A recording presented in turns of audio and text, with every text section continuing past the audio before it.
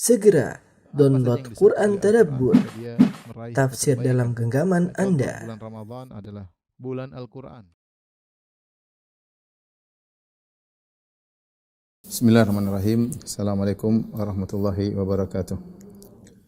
Alhamdulillahi ala ihsanih wa syukru lahu ala taufiqihi wa amtinanih wa asyhadu an la ilaha illallah wahdahu la syarika lahu ta'ziman li sya'nih wa asyhadu anna Muhammadan abduhu wa rasuluhu da'ila ridwanih. Allahumma salli alaihi wa ala alihi wa ashabihi wa ikhwanih.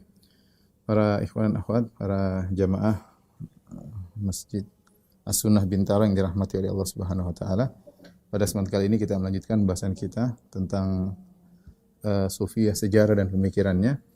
Dan pada kesempatan ini kita akan bahas tentang tokoh-tokoh Sufiyah serta pemikiran-pemikiran mereka antara satu dengan yang lainnya, perbedaannya di mana, dengan bagaimana silsilah perkembangan Sufiyah yang ditinjau dari tasawuf al-falsafi. Ya, sekali lagi saya bilang pembahasan ini saya ambil dari risalah S3 yang ditulis oleh Dr. Said Aqil Siraj yang berjudul Silatullah bil Kaun inda Tasawuf al-Falsafi, yaitu bagaimana keterkaitan antara Allah dengan alam semesta menurut perspektif tasawuf al-falsafi, yaitu sufiyah yang dibangun di atas falsafah. Baik, kita akan bahas insyaallah taala. Kita akan bahas tokoh-tokoh sufiyah, sejarah dan pemikiran. Sejarah pemikiran. Yang pertama kali mengenalkan dikenal dengan yang mempopulerkan atau yang pertama kali mempopulerkan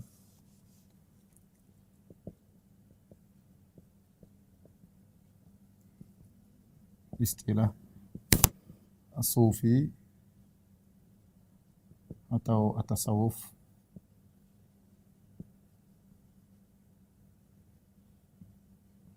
ada 3 orang. Yang pertama adalah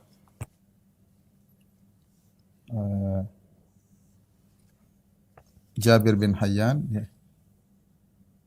Jabir bin Hayyan yang wafat kurang lebih 161 Hijriyah, ya. Wafat ada khilaf, ada yang mengatakan 161, ada yang mengatakan 208. Taruhlah kita 208 Hijriyah, ya. Jabir bin Hayyan dia adalah seorang sufi, kemudian ahli kimia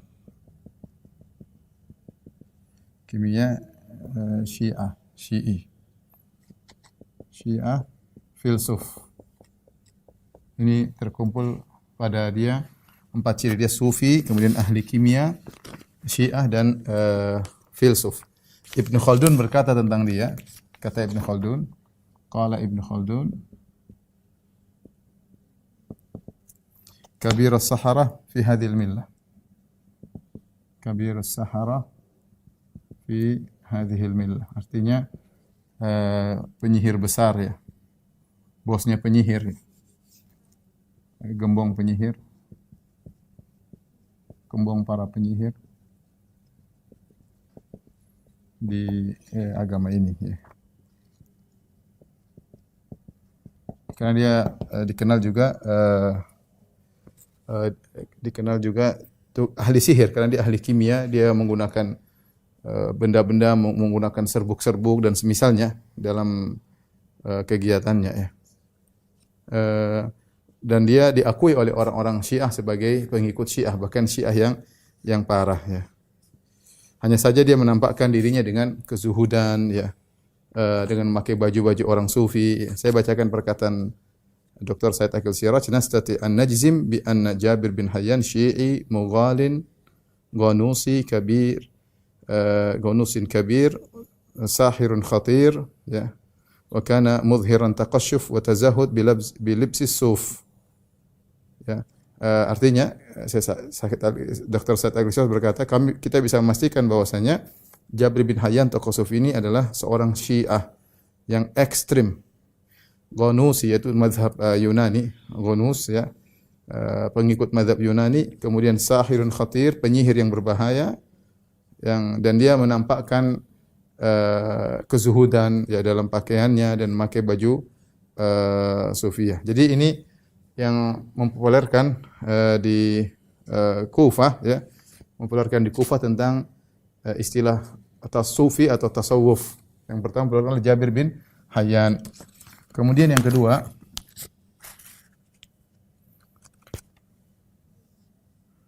adalah Abu Hashim Al-Kufi. Abu Hashim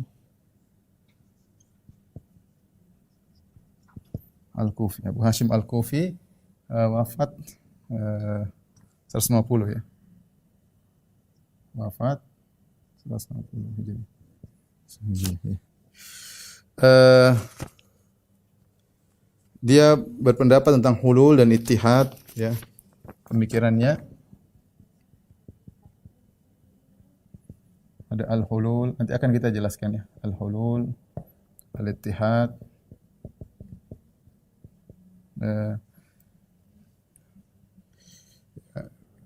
kemudian dituduh, kemudian dia kalau seperti Nasara, hanya saja Nasara menyatakan hulul kepada Nabi Isa. Adapun Abu Hashim menyatakan Allah hulul kepada dirinya. Ini artinya muncul pernyataan-pernyataan tentang Abu Hashim Al-Kufi yang juga dari dia juga terkenal istilah sufi atau tasawuf. Dan yang terakhir ada seorang namanya Abdak ya. Namanya Abdak yang wafat pada 210 Hijriah. Ya. Sama Abdak dia memiliki firqah, ada firqah Al-Malati menyebutkan ada firqah namanya Al-Abdakiyah. Dan dia cirinya adalah benar-benar zuhud ya. Zuhud dengan cara mengharamkan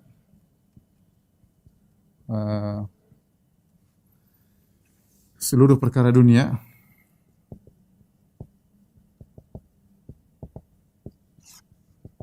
kecuali makanan pokok ya. Kecuali makanan pokok. Yang lainnya haram. Makanan pokok ya.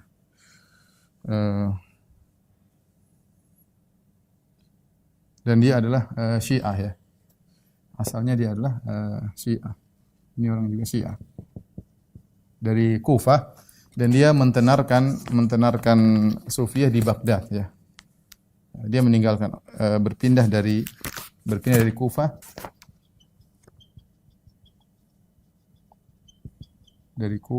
menuju Baghdad, sama-sama di Irak.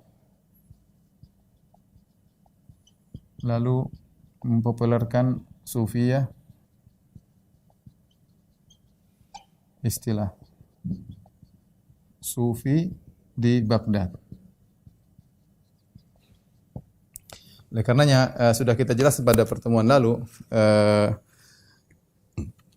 bahwasanya Sufiyah memang sumbernya bercampur-campur ya. Di antaranya sumbernya adalah dari pemahaman Syiah ya. Karena kalau lihat tokoh-tokoh ini Jabir bin Hayyan, Abu Hashim Jabir bin Hayyan dan juga Abdak adalah dari kelompok Syiah. Karena di Kufah itu banyak sekali orang Syiah dan mereka berasal dari orang-orang Syiah yang kemudian mencampur adukan antara pemahaman Syiah dengan filsafat, kemudian muncullah pemahaman Sufiyah. Inilah 3 orang yang terkenal di antara abad kedua dengan pertengahan abad ketiga ya,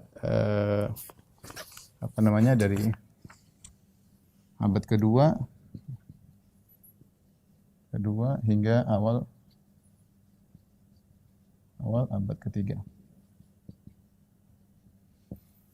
Setelah itu muncul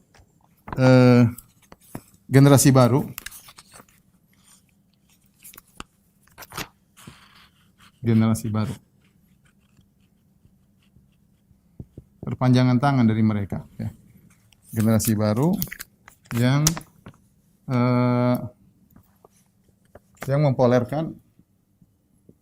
mempopulerkan istilah-istilah sufi ya. Seperti di antaranya al-maqam, namanya al-hal, adanya al-ma'rifah, namanya al-hulul, al-fana, kemudian al-hulul, kemudian al-ittihad, kemudian al-wahdah atau wahdatul wujud. Ya. Ini setelah itu muncul dan ini benar-benar nampak pengaruh filsafat ya. Ciri-ciri mereka ya benar-benar nampak pengaruh filsafat Yunani. Terutama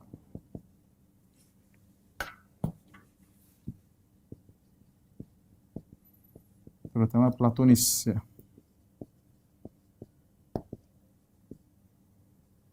Aflutin. Kalau bahasa Arabnya Aflutin ya.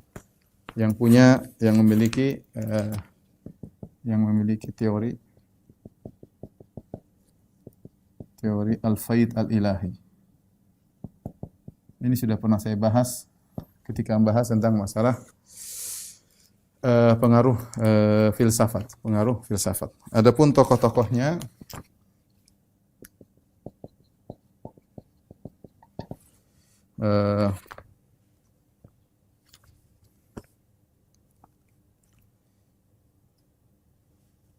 adalah Dhunnun al-Misri ya, nanti akan kita bahas habis ini. Dhunnun al-Misri, kemudian Abu Yazid al-Bustami,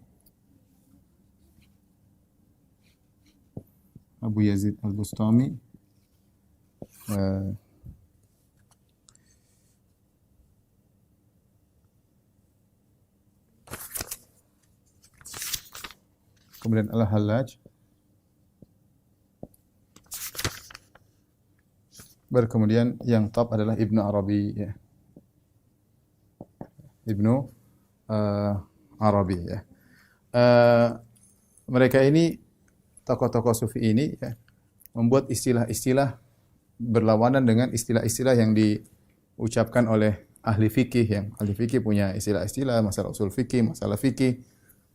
Mereka bicara tentang bagaimana mengenal Allah Subhanahu wa taala dengan istilah-istilah yang mereka buat yang bertentangan dengan istilah-istilah para ahli syariah ya. Ahli syariah yaitu yang belajar Al-Qur'an dan Sunnah ya. Al-Qur'an dan Sunnah tentu punya istilah Al-Qur'an, kemudian As-Sunnah, kemudian punya istilah-istilah wajib apa sunnah atau yang lainnya. Mereka punya istilah sendiri, istilah untuk mencapai atau mengenal Allah Subhanahu wa taala dengan istilah-istilah yang mereka buat.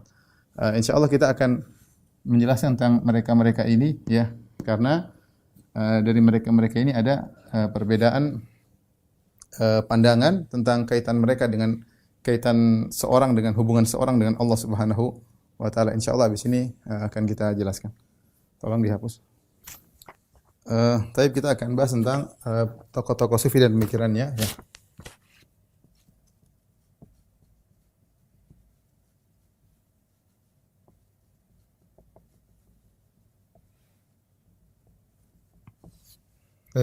Yang pertama kali muncul namanya Dhunnun al-Misri. Dhunnun al-Misri. Dhunnun al-Misri karena dia dari Mesir ya. Al-Misri. Wafat 245 ya. Wafat 95 Hijriyah. Dia ini yang pertama kali berbicara di antara pemikirannya adalah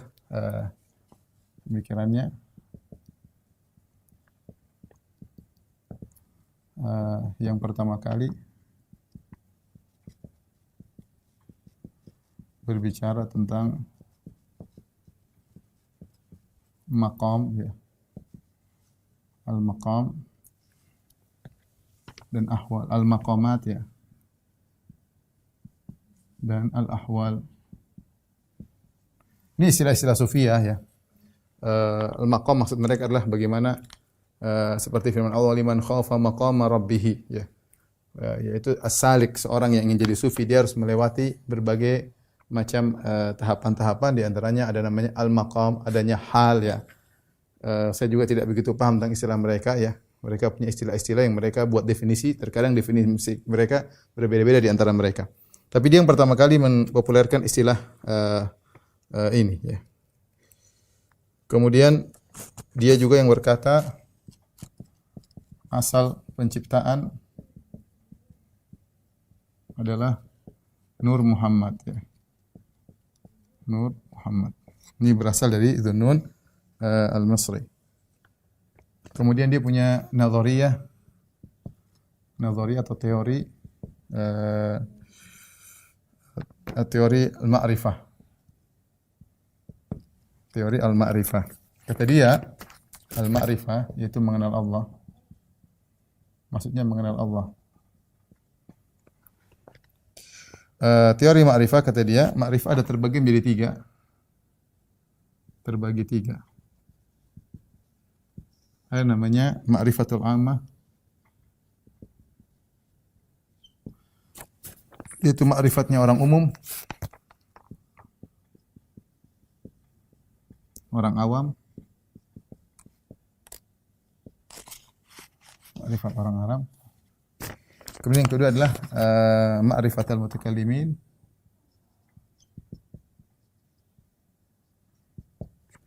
Kemudian ma'rifatnya ahlul kalam.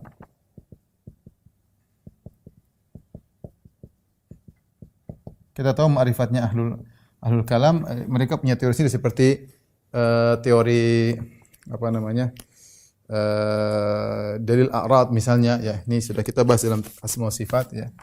Kemudian yang terakhir adalah ma'rifatu khawas al-awliya. Ya. Ma'rifatnya orang-orang wali-wali khusus.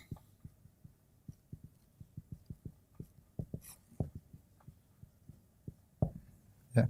Yaitu apa? Mengenal Allah, yaitu mengenal Allah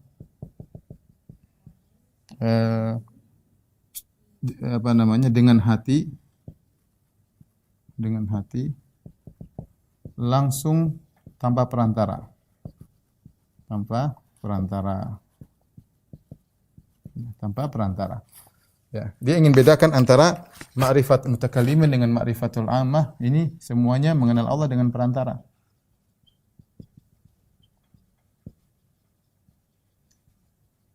Perantara maksudnya dengan teori memandang, misalnya melihat alam semesta misalnya, atau teori dengan melihat dalil Al-Quran dan Sunnah. Intinya mengenal Allah dengan perantara. Ada perantara. Apakah dengan melihat alam atau dengan merenungkan dalil.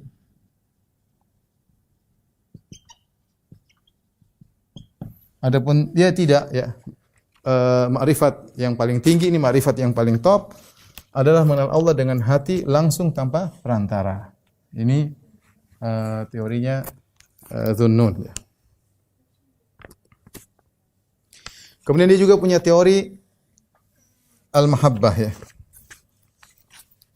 4. Nazariyat al-mahabbah, teori mahabbah. Mahabbatullah itu cinta kepada Allah. Ya. Cinta kepada Allah. Yang intinya bahwasanya ada saling mencintai antara Allah dan hamba yang mengantarkan kepada adanya penyatuan antara zat Allah dengan zat hamba, yaitu cinta yang terjalin antara hamba dan Allah yang mengantarkan pada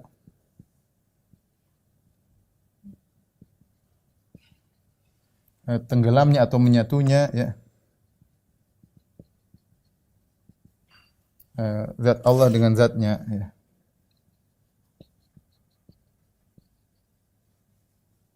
Dengan zat hamba.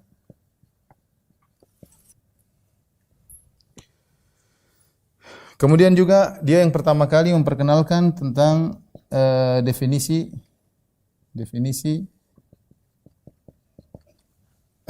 al-wajid was sama. Al-wajid dan as-sama. Al-wajid wallahu alam adalah suatu yang seorang sufi dapatkan ketika dia melakukan perundungan-perundungan atau zikir, seakan-akan ada suatu makrifat atau ilmu yang masuk ke dalam hatinya. Ketika hatinya menjadi sangat bersih, maka dia mendapati sesuatu dari ilahi ya, sesuatu namanya al-wajid. Ya mungkin kalau sekarang mungkin ada dengan gerakan tertentu, orang lagi wajid, lagi apa namanya, goyang-goyang lagi aneh-aneh ya. Mereka demikian. Adapun sama, as-sama adalah berusaha sampai kepada Allah dengan melalui mendengar apa namanya qasidah-qasidah dengan alat-alat musik, nyanyian-nyanyian yang kata Dhunnun dia mengatakan faman asgha ilaihi bihaqqin tahaqqaq wa man asgha ilaihi binafsin tazandaq. Yaitu barang siapa yang mendengar nyanyian tersebut dengan sesungguhnya maka dia akan sampai kepada Allah Subhanahu wa taala. Dan barang siapa yang mendengar dengan hawa nafsu maka dia akan menjadi zindiq ya. Jadi kita tahu bahwasanya dalam sufi ada namanya as-sama, ada namanya al-wajid. Yang mempopulerkan pertama kali adalah Dhunnun al-Misri ya. Taib ini Dhunnun al-Misri disebut oleh para ulama dia juga sama dituduh dengan zindiq, kemudian melakukan sihir, kemudian talasim, jimat-jimat dan yang lainnya sebagaimana disebutkan dalam biografi beliau. Setelah itu datang orang kedua namanya Abu Yazid al-Bistami.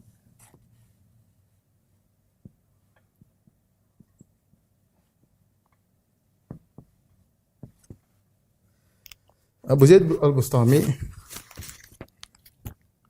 dia wafat 264 ya. Wafat 264 Hijriyah ya. Dan pemikirannya yang paling terkenal ya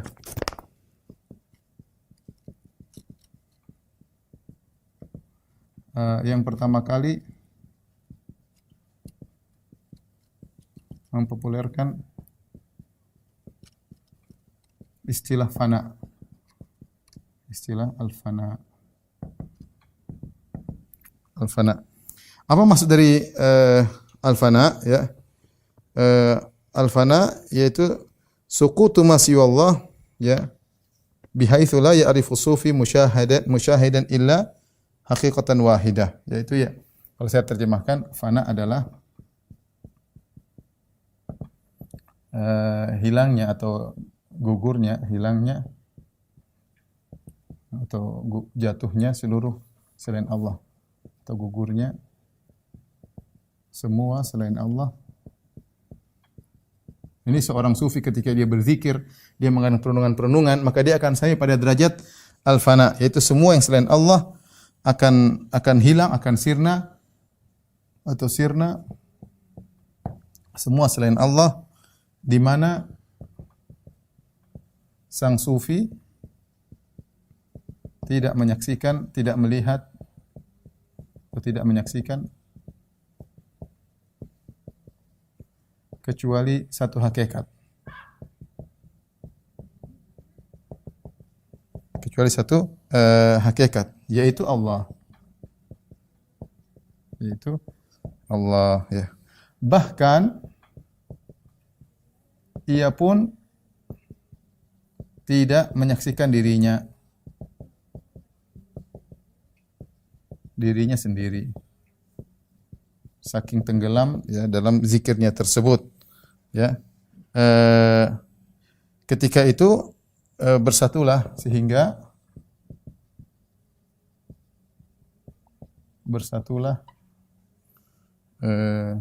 sang sufi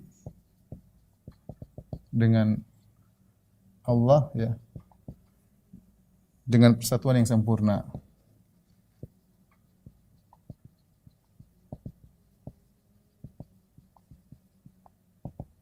Ini disebut dengan al-fana, yaitu semua yang selain Allah fana, semuanya yang selain Allah sirna. Jadi seorang ketika dia merenungkan, melakukan zikir atau melalui tahapan-tahapan tertentu, dia sampai pada derajat fana, sehingga tidak ada yang dia lihat kecuali Allah. Bahkan dia tidak bisa menyaksikan dirinya sendiri.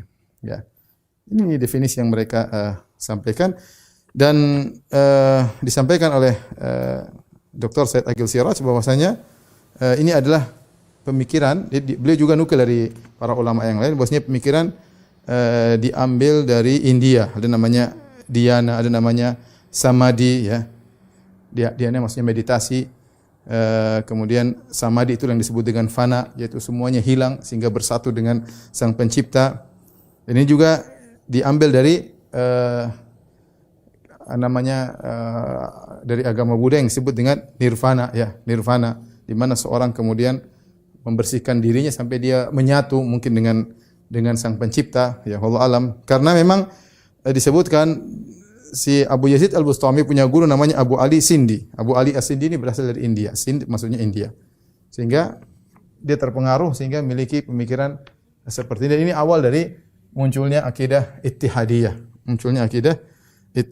Intinya semua yang bentuk-bentuk hilang semuanya. Bentuk-bentuk semuanya hilang dari pandangan sang sufi sehingga tidak ada yang dia lihat, tidak ada yang dia lihat kecuali hanya satu, yaitu Allah Subhanahu wa taala. Bahkan dia tidak mampu melihat dirinya karena dia sudah tenggelam bersama Allah Subhanahu wa taala sehingga tidak ada yang dia lihat kecuali hakikatan wahidah, hanya satu hakikat yaitu Allah semata. Itu disebut dengan al-fana. Tapi kita lanjutkan tokoh berikutnya.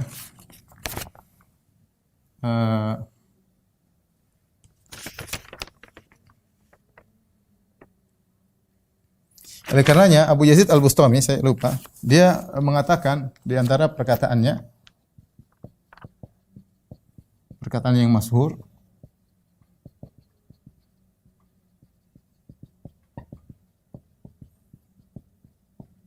dia berkata, subhani ma a'zama sya'ni. Dia mengatakan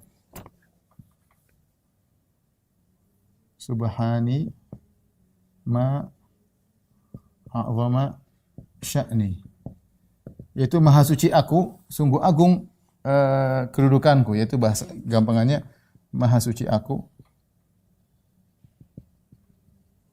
sungguh agung kedudukanku. Dia mengatakan ini karena dia merasa telah fana, bersatu dengan Allah Subhanahu wa taala.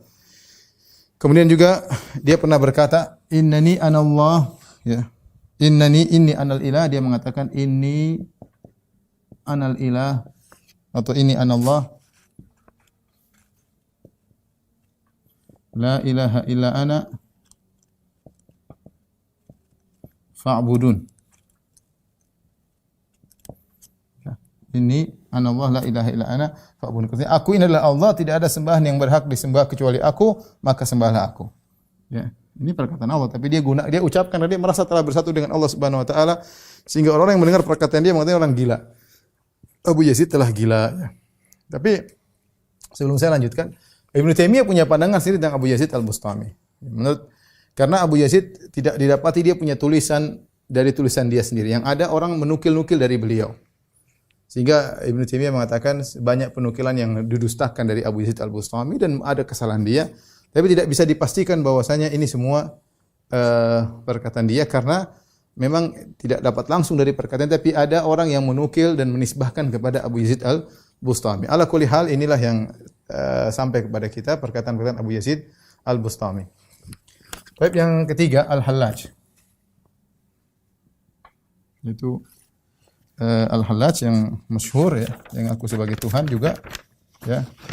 Al-Husain bin Mansur.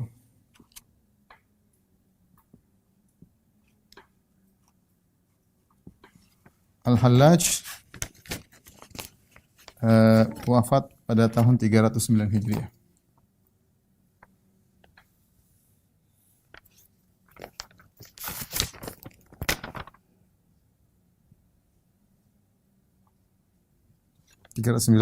Hijriah.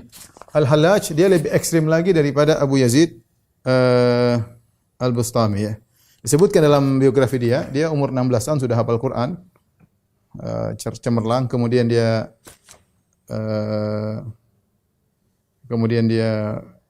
sudah setelah hafal Quran ketika umur berapa? Ketika umur 16, kemudian dia belajar tasawuf kepada tokoh-tokoh sufiyah, ya. Kemudian dia menjadi seorang dai dari madhab Al-Qaramitah. Jadi madhabnya dia madhab Qaramitah. Qaramitah adalah madhab Syiah dari Ismailiyah, ya, perkembangan dari Syiah Ismaili itu Syiah kebatinan, Syiah kebatinan.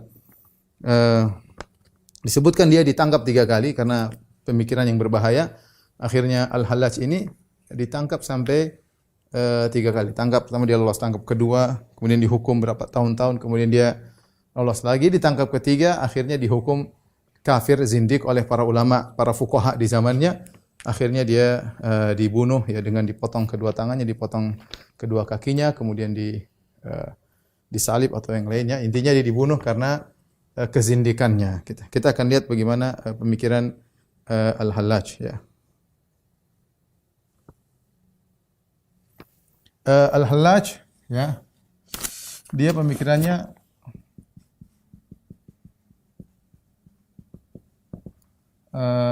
yang pertama kali mempraktekkan fikrah atau pemikiran hululiyah. Pemikiran hululiyah. Hulul, ya. Hulul itu apa? Tuhan menempati makhluk. Menempati makhluk, manusia di antaranya. Tuhan menempati manusia, ya. Dia bukan hanya sekedar teori, bahkan dia mempraktekkan saya ini ditempati oleh Tuhan. Makanya di antara pernyataannya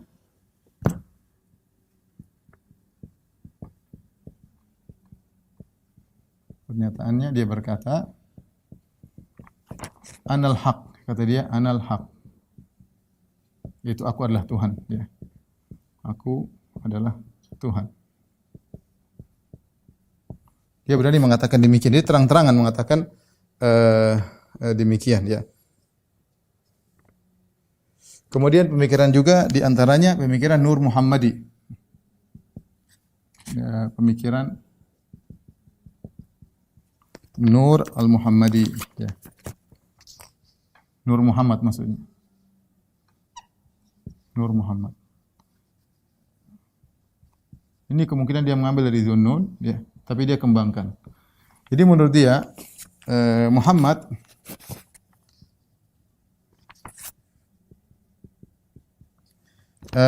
terdiri atas 2 hakikat. 2 hakikat. Yang pertama, hakikat pertama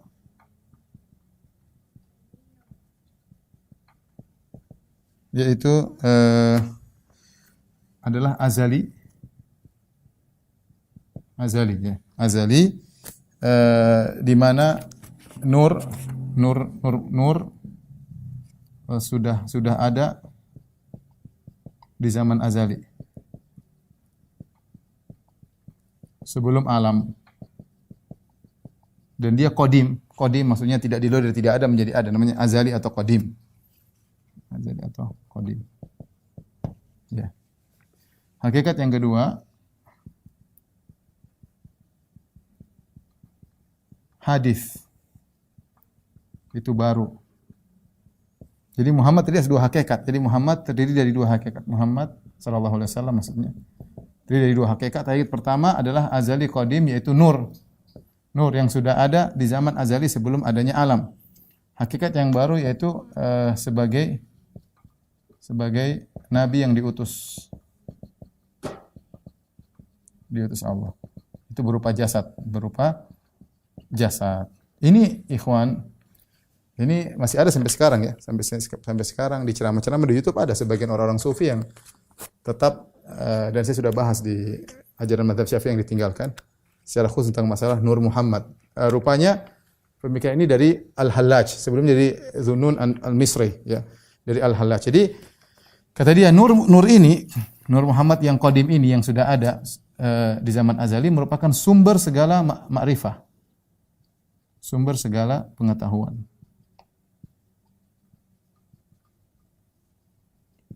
Sehingga konsekuensi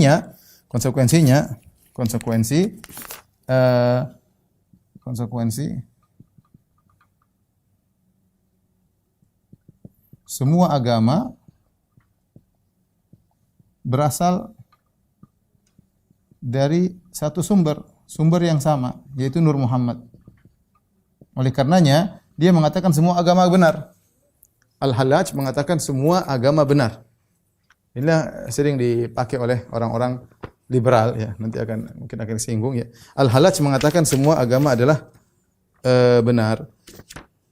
Karena semua berasal dari sumber yang sama, dari Nur Muhammadi ya. Dia mengatakan bahwasanya semua agama Allah bebankan kepada manusia bukan karena pilihan mereka, tapi Allah yang memilih untuk mereka. Jadi Allah ikhtiaran lahum la minhum. Jadi Allah menjadikan agama-agama tersebut Allah bebankan, Allah wajibkan kepada mereka bukan pilihan mereka, tapi Allah yang maksakan kepada mereka, sehingga dikatakan Al-Hallaj ini Jabriyah murni, dia Jabari ya, paham Jabriyah yang murni, sehingga dia mengatakan semua agama benar. Semua agama benar ya. Adapun agama-agama yang ada itu hanyalah merupakan takbir, ungkapan dari satu sumber yang sama-sama Nur Muhammadi, Nur Muhammad yang azali. Namun ungkapan tersebut dalam bentuk yang beragam, tapi sebenarnya sumbernya adalah sama ya. Di antaranya ya, Al-Hallaj ya mengatakan, saya sebutkan perkataan Hallaj yang berbahaya, dia berkata, ana ainullahi fil asya'i fahal zahirun fil kauni illa ainuna. Kata dia, aku adalah esensi Allah. Ana ainullah, aku ini zat Allah. Fil asya' yang nampak pada segala perkara. Aku adalah zat Allah yang kami ini dalam segala perkara. Fahal zahirun fil kauni illa ainuna. Tidakkah yang muncul di alam semesta kecuali kami, esensi kami. Perkataan mereka yang saya ulangi. Ana ainullahi fil asya'i fahal zahirun fil kauni illa ainuna. Ya, artinya aku adalah esensi Allah, zat Allah adalah aku ini yang nampak pada segala perkara. Maka apakah yang nampak di alam semesta ini kecuali kami, kecuali esensi kami? Jadi semua ini adalah kami, yang persatuan aku dengan Allah ya. Kemudian bahkan dia pernah berkata, makanya dia dikafirkan, Al-Hallaj dikafirkan, karena dia berkata jelas-jelas bahwa ini Tuhan ada pada saya adalah Tuhan ya. Dia mengatakan kafartu bidinillahi wal kufru wajibun. Aku kafir kepada agama Allah dan kufur itu adalah kewajiban. Ladayya, wajib bagiku, wa indal muslimina qabihun. Adapun apa yang aku lakukan ini menurut kaum muslimin itu perkara buruk. Tapi wajib bagi saya untuk kufur. Saya harus kufur dengan Islam. Ya, saya kufur dengan agama Allah ya. Meskipun perbuatan saya dianggap buruk oleh kaum muslimin. Bahkan dia pernah berkata, berangan-angan mati di agama Nasrani, dia mengatakan fa fi dinis salibi yakunu mauti. Dalam agama salib itu Nasrani, kematianku di situ. Walal batha uridu walal Madinah. Aku tidak ingin Mekah al-Batha dan aku tidak ingin Madinah. Aku ingin meninggal di agama Nasara. Bahkan dia berkata, man farraqa bainal iman wal kufri faqad kafar. Siapa yang membedakan antara iman dan kufur maka dia telah kafir. Ya, siapa yang membedakan antara iman dan kufur maka dia telah kafir. Bahkan dalam kitabnya Tawasin, jadi Al-Hallaj punya kitab Tawasin, dia mengatakan qudwati, teladanku adalah iblis dan Fir'aun. Iblis ahli tauhid murni, ketika disuruh menyembah kepada Adam dia tidak mau. Dia menganggap itu adalah ujian. Karena dia sudah bersatu dengan Allah Subhanahu wa taala, Allah mengujinya, Allah menguji kecintaannya. Ternyata dia lolos dari ujian, dia tidak ingin menyembah kepada Adam. Meskipun dia disiksa, dia mengatakan ini adalah namanya kecintaan butuh pengorbanan. Ya. Kecintaan butuh dengan pengorbanan. Dia mengatakan juga Fir'aun ketika mengatakan ana rabbukumul a'la, Fir'aun telah benar. Ya. Intinya ini adalah madhabnya Al-Hallaj, sehingga akhirnya dia dibunuh karena fatwa dari para fuqaha di zamannya. Kemudian yang terakhir ya adalah Ibnu Arabi. Sungguhnya Ibnu Arabi belakangan ya, kalau tidak salah abad ke-6 atau abad ke-7 ya. Antara Al-Hallaj dengan Ibnu Arabi banyak ulama-ulama sufiyah ya. Yang muncul di antaranya seperti saya sebutkan, katanya Sahrawardi yang dibunuh, Sahrawardi juga Al-Maqtul juga karena memiliki pemahaman yang menyimpang tentang sufiyah, maka dia pun dibunuh. Kemudian ada Fariduddin Al-Attar, ada Ibnu Farid ya. Ada tokoh-tokoh antara Al-Hallaj dengan Ibnu Arabi. Ibnu Arabi pemikirannya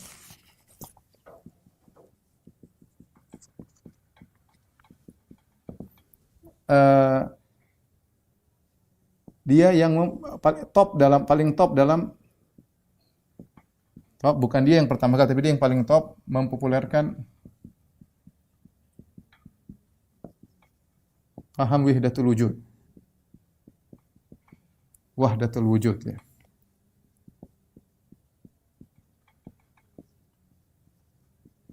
Yaitu alam dan Allah satu kesatuan.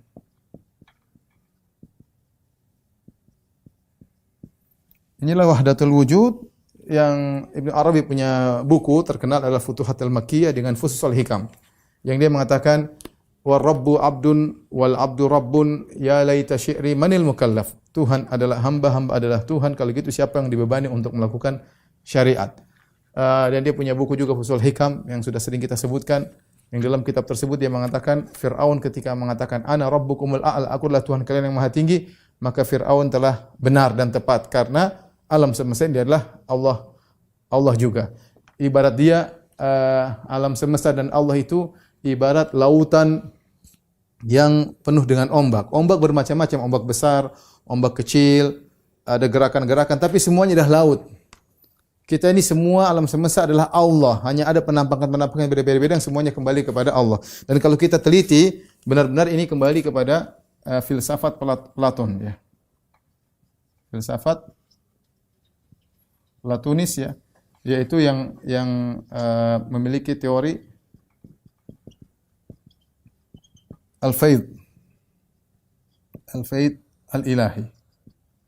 Ini sudah pernah kita jelaskan bahwasanya Platonis memandang bahwasanya Allah Subhanahu wa taala atau causa prima yaitu sebab utama Tuhan maksudnya karena saking sempurnanya maka dia mengadakan curahan dari zatnya, maka muncullah makhluk-makhluk dengan tahapan-tahapan sampai akhirnya jadilah planet-planet, jadilah bumi dan isinya semuanya berasal dari satu zat yaitu causa prima, sehingga ini yang diadopsi oleh Ibnu Arabi ya, mengambil filsafat Platonis sehingga dia mengatakan bahwasanya alam semesta adalah Allah Subhanahu wa taala. Taib. Apa bedanya hulul al-ittihad sama wahdatul wujud? Kita punya ada tiga istilah sufiyah. Ada namanya al-hulul, ada namanya al-ittihad, ada namanya wahdatul wujud. Kalau al-hulul secara bahasa Arab artinya menempati. Menempati maksudnya mereka adalah Allah menempati manusia. Seakan-akan masih ada sifat menempati dan ditempati. Jadi masih ada al-hal dan al-mahal yang menempati dan tempat yang ditempati. Ya, jadi apa namanya? Masih nampak dua unsur. Masih nampak dua unsur.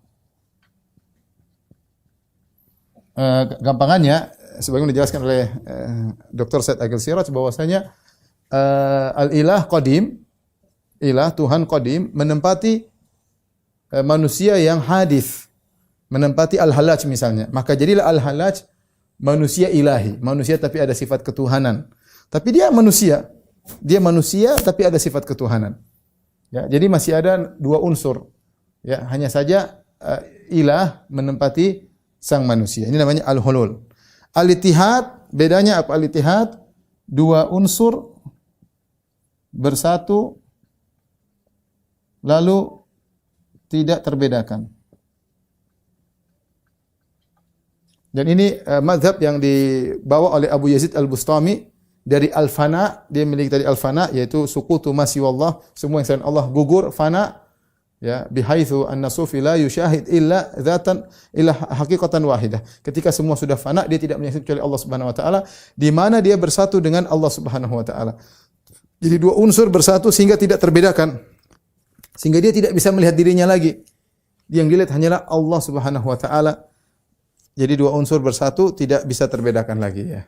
Kalau mungkin kita gampangannya kalau al-hulul seperti air taruh di gelas, ada airnya. Tapi kalau kita bilang air putih campur dengan kopi sudah campur, enggak terbedakan lagi, campurnya sudah jadi satu kesatuan, seakan-akan suatu zat yang baru. Itu namanya al-ittihad. Tapi al-ittihad masih terbatas, ya, terbatas antara Allah dengan sebagian manusia. Adapun wahdatul wujud ini lebih parah lagi, bahwasanya alam ya wujud, ya Allah. Ya, Allah adalah al-wujudul mutlaq. Allah adalah al-wujudul mutlaq, yang wujud Allah mengalir pada seluruh alam. Alam itu ya Allah, Allah itu adalah alam. Tadi gambarannya saya kasih gambaran seperti lautan yang muncul dengan berbagai macam ombak. Ada ombak kecil, ada ombak besar, ada ombak lagi bergerak, ada ombak dengan berbagai macam modelnya. Semua itu adalah laut. Nah, kita ini semua alam semesta adalah Allah Subhanahu wa taala. Sebagaimana teori dari Platonis. Kita semua ini adalah dari causa prima yang saking sempurnanya maka dia mengadakan curahan-curahan disebut al-faid. Curahan-curahan tersebut akhirnya membentuk makhluk-makhluk yang kita lihat sekarang ini. Inilah secara sederhana tentang pokok-pokok tasawuf falsafi, ya. Masih ada sih sebenarnya masalah pikiran-pikiran sufiah yang lain. Sepertinya saya harus lanjutkan pada pertemuan berikutnya. Seperti pemikiran-pemikiran misalnya bermeditasi di dalam goa, kemudian uzlah, meninggalkan keramaian dalam ruangan gelap selama berbulan-bulan misalnya, atau beribadah kepada Allah bukan karena cinta kepada Allah. Pemikiran seperti itu harus kita bahas juga karena tersebar juga di masyarakat pada pembahasan berikutnya insyaallah taala. Saya ingin sampaikan ketika di pembahasan tentang ma'rifat, mengenal Allah Subhanahu wa taala, kita lihat bahwasanya mereka punya cara berbeda-beda. Ada Abi Al-Bustami dengan al-fana'nya, kemudian Hallaj dengan ittihadnya atau hululnya dengan ittihadnya, Ibnu Arabi dengan wahdatul wujud. Di antara proses ma'rifat antara Dhunnun al-Misri dengan Abi Al-Bustami, Dhunnun al-Misri disebutkan oleh para pengamat sufiyah ketika dia berbicara tentang bagaimana mengenal Allah, dia masih mengkaitkan dengan ibadah. Artinya menurut dia cara untuk mengenal Allah adalah dengan ibadah, disertai dengan latihan hati sehingga bisa mengenal Allah. Tapi ada juga ibadah. Dia masih mengakui adanya ibadah. Berbeda dengan pemikiran Abu Yazid Al-Bustami sebagaimana diriwayatkan dari dia, Allah alam akan kebenarannya. Tapi menurut Abu Yazid Al-Bustami, kalau mengenal ma'rifat harus meninggalkan ibadah. Kata dia, Allah Subhanahu wa taala melihat ada manusia yang pantas untuk dikasih ma'rifat, maka dijauhkan dari ibadah. Dan ada kelompok manusia yang dia tidak pantas untuk ma'rifat, maka disibukkan dengan ibadah. Disibukkan dengan ibadah. Maka ada pemikiran orang yang tersibuk dengan ibadah tidak bisa ma'rifat kepada Allah Subhanahu wa taala. Ma'rifat harus meninggalkan ibadah lalu melalui pemikiran-pemikiran, ya, untuk bisa mengenal Allah Subhanahu wa taala, bahkan bisa bersatu dengan Allah Subhanahu wa taala. Bahkan bisa bersatu dengan Allah Subhanahu wa taala. Makanya kita dapati ada yang mengatakan kalau sudah sampai ma'rifat tidak perlu ibadah. Bahkan tidak boleh ibadah. Karena orang yang beribadah dia tidak bisa mencapai kepada ma'rifat, ya. Kalau ingin ma'rifat sungguhnya, tinggalkan ibadah. Ibadah menjauhkan seorang dari ma'rifat kepada Rabb, ya. Ma'rifat kepada Rabb. Tolong dihapus, masih ada poin terakhir.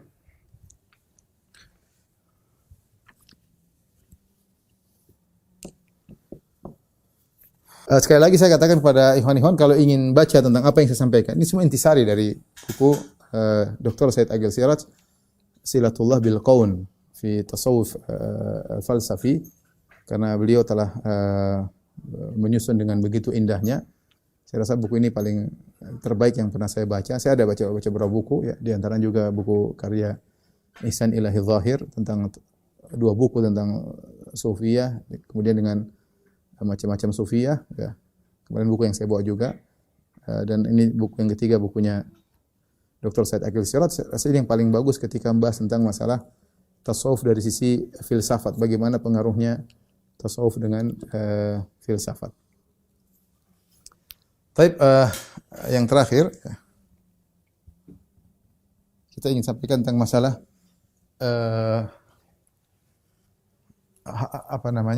hakikat syirik ya.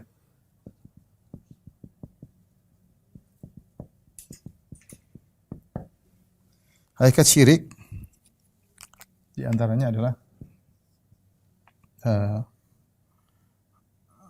menjadikan Tuhan berbilang,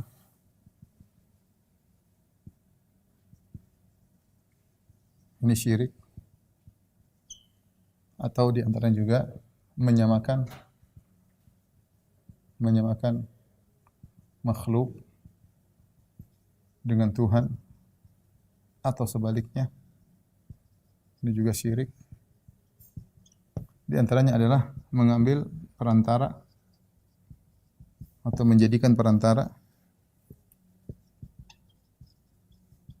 menjadikan wasitah, perantara antara Tuhan dan makhluk.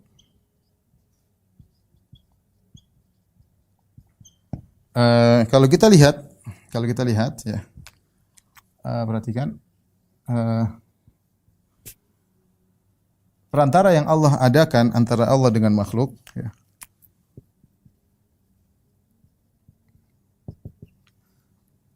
Yang Allah adakan antara Allah dan makhluk adalah perantara penyampai risalah. Perantara penyampai risalah. Hanya itu saja. Ini yang perantara yang bukan merupakan kesyirikan ya.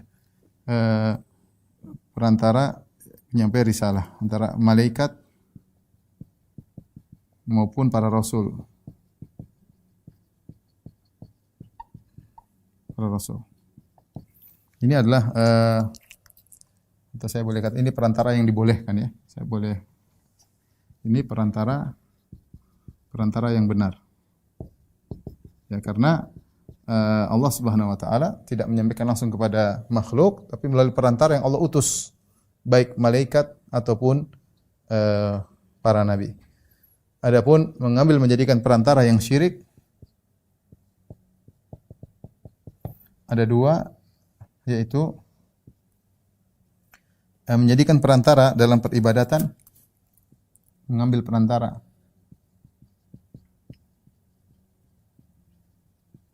untuk beribadah pada Allah, seperti perbuatan orang musyrikin ya. Mereka berkata, "Ma na'buduhum illa liyuqarribuna ila Allahi zulfa." Kami tidak menyembah berhala tersebut kecuali untuk mendekatkan kami kepada Allah Subhanahu wa taala. Ya, jadi sebagaimana kaum musyrikin Arab.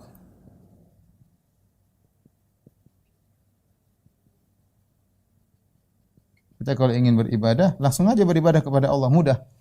Ya, tidak perlu beribadah kepada perantara untuk menyampaikan kepada Allah, enggak perlu. Enggak perlu kita beribadah kepada perantara, ya kemudian ibadah kita disampaikan kepada Allah, enggak perlu. Kita langsung beribadah kepada Allah Subhanahu wa taala. Kemudian perantara kedua ya, yaitu berusaha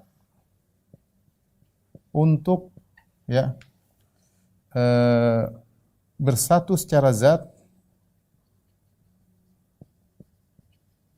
dengan Tuhan. Dengan Tuhan. Jadi ini bukan hanya perantara, lebih parah dari perantara, bahkan ingin menyatu dengan Tuhan. Ya.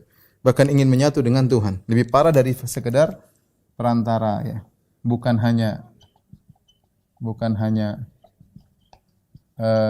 perantara secara zat, bahkan bersatu. Ya. Bersatu. Nah, inilah yang merupakan pemikiran orang-orang sufi yang kita bahas tuh ini, ya. Mau pemikirannya fana atau hulul atau ittihad atau wahdah, inilah semuanya. Bagaimana dia ingin bersatu dengan Tuhan. Ya, padahal Allah Subhanahu wa taala benar-benar memisahkan antara Allah dengan makhluk. benar-benar pisah. Malaikat saja yang begitu dekat kepada Allah tidak ada kaitannya dengan zat Allah Subhanahu wa taala, tidak ada. Apalagi para nabi, apalagi manusia. Allah Subhanahu wa taala benar memisahkan antara zat Allah dengan zat makhluk, ya.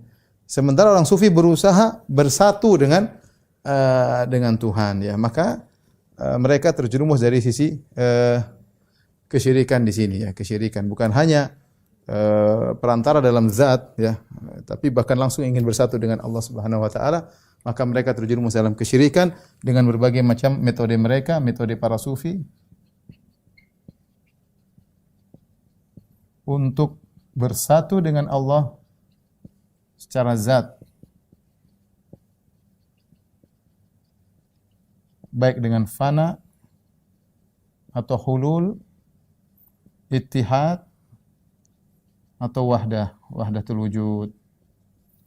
Taib, inilah ikhwan dan akhwat yang dirahmati Allah Subhanahu wa taala, para jamaah Masjid As-Sunnah Bintan yang dirahmati Allah Subhanahu wa taala, yang saya sampaikan pada kesempatan kali ini.